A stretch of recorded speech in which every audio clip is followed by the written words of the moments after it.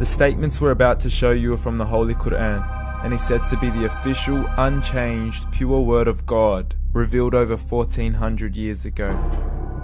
Claiming to be the word of God is a heavy statement, and without proof, or if a single contradiction is found within the book, the apparent word of God will be proven false. So without further ado, let's put the book to the test. In the 23rd chapter, titled The Believers, from the 12th to the 14th verses, God is said to give a detailed description of how the human being is formed. It begins by saying, "We then placed him as a sperm drop in a place of settlement, firmly fixed. Then we made the drop into a alaqa." We will translate this word very soon. "And then we changed the alaqa into a lump. Then we made out of that lump into bones. And then we clothed the bones with flesh. Then we caused him to grow and come into being and attain the definitive human form." In the 21st century, we can now safely say that this verse is clearly describing the process of human development in correct chronological order. However, what we should be paying attention to in particular is the second stage, referring to the development of the embryo.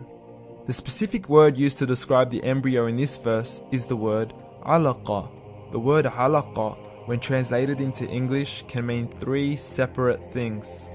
Firstly, a blood clot, or to be suspended, that is to be hanging or clinging to something, or thirdly and finally, a leech.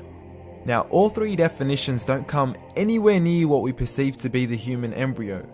So, why are these words used, and what significance do they share with the human embryo?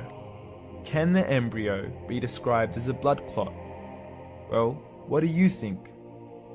In the 3rd week of embryonic development, a tubular heart joins with the blood vessels to form a primordial cardiovascular system, and by the end of the 3rd week, the blood is circulating and the heart begins to beat on day 21.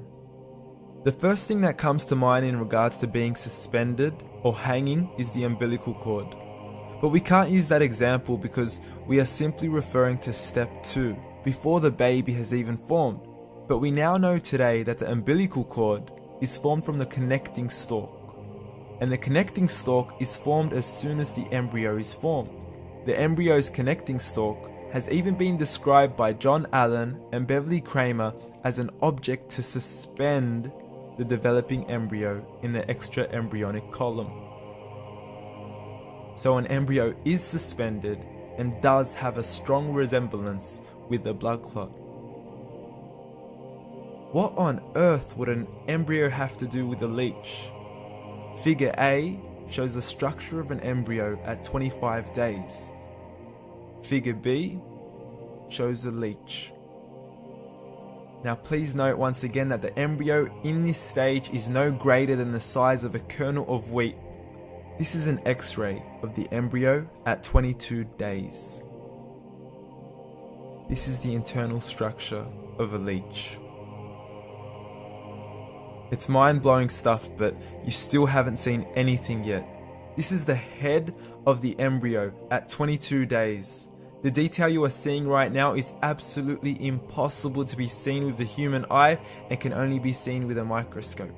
This is the back end of a leech. There's no other words used to describe this other than mind-blowing. The pictures we have shown you are impossible to be seen with the human eye or even to be predicted by the human mind. Once again, the verses we have shown you were revealed over 1400 years ago to a man who couldn't read nor write. Are these the words of God? Descriptions of the human embryo in the Quran cannot be based on scientific knowledge in the 7th century. The only reasonable conclusion is that these descriptions were revealed to Muhammad from God, from God, from God, from God.